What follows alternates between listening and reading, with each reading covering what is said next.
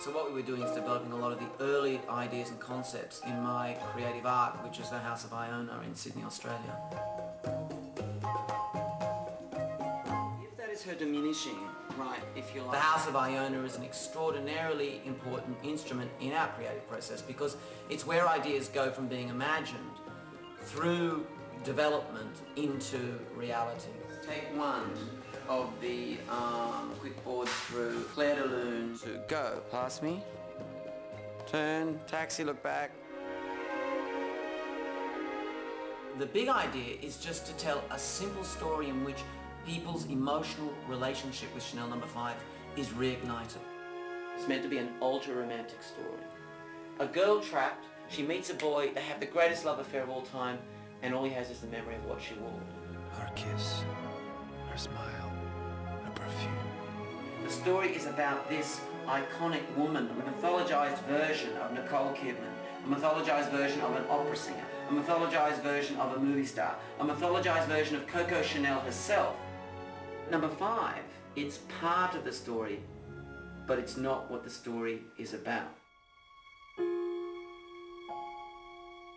There's a wide shot over the mythological city, a Brooklyn Light Bridge in the foreground.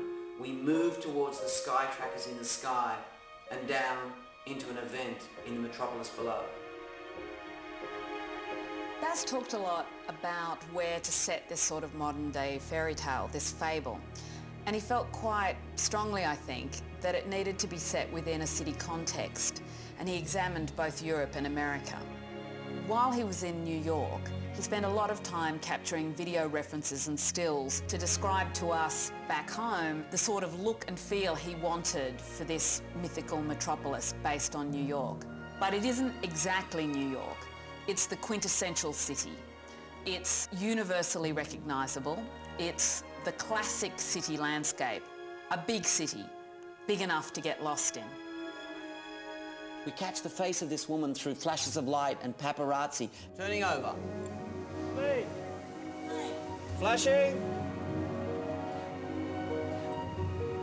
And action! She leaps from the limousine, rushing into the oncoming traffic of the mythological Times Square.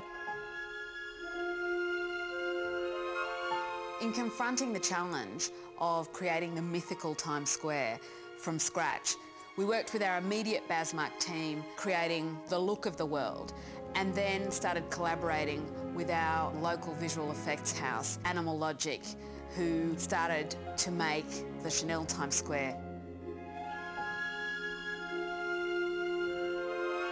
And this fantastic pink dress unfolds like cascading silk behind her, and she rushes down. We wonder what's going to happen.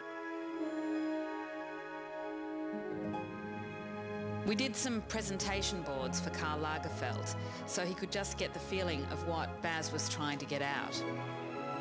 Baz went to Biarritz, to Karl's incredible house, and they talked more about the costumes and about the impossible deadlines.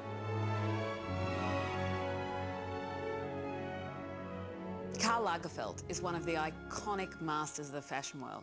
It was certainly a dream come true to meet him, let alone work with him. I was a little bit tongue-tied when I met Karl for the second time in his studio. Mousseline légèrement effrangée là et légèrement effrangée là.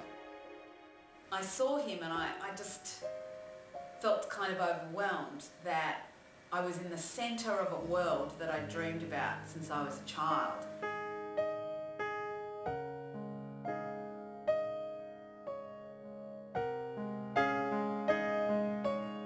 So it was like an extraordinary experience to see 5 or 6 women all working on one example of the pink feathered dress.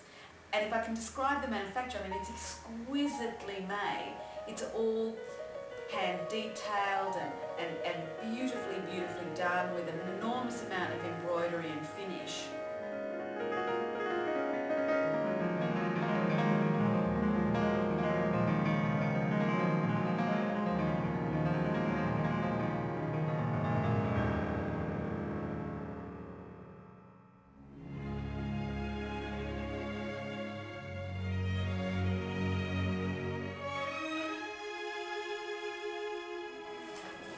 Ça, c'est la robe du final en vélo noir quand elle monte l'escalier, là, vers la gloire, avec les 5 en diamant.